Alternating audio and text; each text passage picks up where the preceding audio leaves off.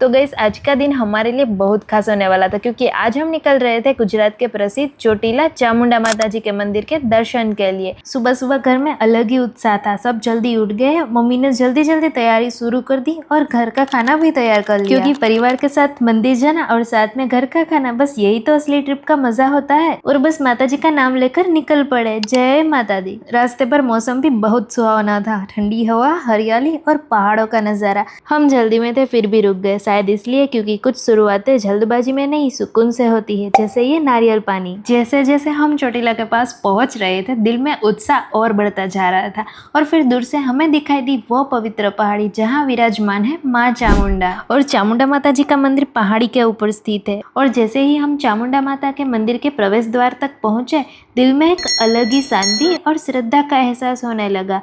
हर कदम के साथ ऐसा लग रहा था जैसे हम माता के और करीब जा रहे हैं। बोलो चोटीला वाली चामुंडा माता की जय। तो हमने माता जी का नाम लेकर चढ़ाई शुरू की। हर सीढ़ी के साथ थकान भी थी, लेकिन माता जी के दर्शन की खुशी सब थकान को कम कर रही थी। और मेरी छोटी बहन आधी सीढ़ियां पार करने के चल छोटी आगे बढ़, इतने में थक गई क्या? चल आगे बढ़। गई हो, मैं नहीं। तो गाइस चोटीला गुजरात के सुरेंद्रनगर जिले का एक छोटा शहर है और यहाँ पे अप्रोक्सीमेटली 920 सीढ़ियाँ है और राजकोट से लगभग 50 किलोमीटर और अहमदाबाद से 170 किलोमीटर दूर है। और जब राक्षस चंड और मुंड देवी महाकाली पर विजय प्राप्त करने आए थे और युद्ध के दौरान देवी ने उनके सिर काट दिए और उन्हें माँ अंबिका को भेंट कर दिया, जिन्होंने बदले में महाकाली से कहा कि उनकी पूजा चामुंडा देवी के रूप में की जाएगी। और आखिरकार हम पहुँच गए माँ चामुंडा के दरबार में। ऊपर का नज़ारा सच में बहुत खूबसूरत था, चारों तरफ पहाड़, ठंडी हवा और मंदिर की घंटियों की आवाज़। ऐसा लग रहा था जैसे सारी थकान यहीं खत्म हो गई। हमने माता जी के दर्शन किए, प्रसाद चढ़ाया और माता जी से आशीर्वाद लिया।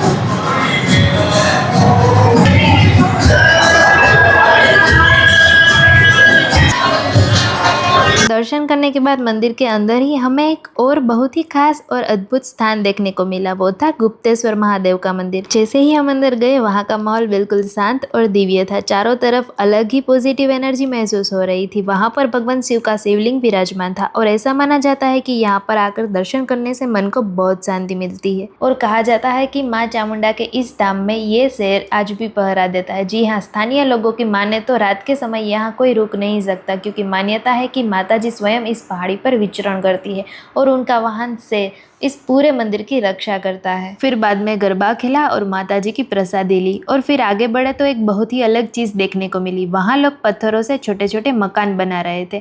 शुरू में तो मुझे भी समझ नहीं आया ये क्या है, फिर पता चला कि ये एक मान्यता है कि आप यहाँ पर पत्थरों से छोटा सा घर बनाते हैं तो माता जी आपकी घर से जुड़ी मनोकामनाएं पूरी करती है, जैसे नया घर बनना या परिवार में सुख शांति बनी रहना। और फिर नीचे एक पेड़ था जिसमें लोग सिक्के गाड़ रहे थे। जो भी श्रद्धालु उस पेड़ में सिक्का लगाता है उसकी मनोकामना माता जी तक पहुंचती है और धीरे धीरे पूरी भी हो जाती है। और तभी हमने देखा एक बुजुर्ग माता जी को। उनके चेहरे पर थकान थी लेकिन उससे ज्यादा था माता जी पर अटूट विश्वास। इन्हीं यादगार पलों के साथ हम धीरे धीरे नीचे उतर आए। यहाँ नीचे भी माँ चामुंडा का एक अलग मंदिर बनाया गया है। ये मंदिर खास उन श्रद्धालुओं के लिए है जो ऊपर पहाड़ी पर नहीं चढ़ पाते, चाहे उम्र ज्यादा हो या पैरों में तकलीफ हो, ताकि कोई भी भक्त माता जी के दर्शन से वंचित न रहे। और अंदर शिव जी और पार्वती जी की मूर्ति और उसके साथ माँ खोड़ियार, माँ रांदर, माँ महिषासुर चामुंडा और माँ काली सहित माता के कई सारे दिव्य रूपों के दर्शन हुए। दर्शन करने के बाद मेरी बहन सीधा पहुंच गई गोलगप्पे खाने। उसके बाद हम निकल पड़े मंदिर के बाहर लगे उस रंग बिरंगी बाजार की तरफ। वहाँ का माहौल सच में बहुत ही खास था।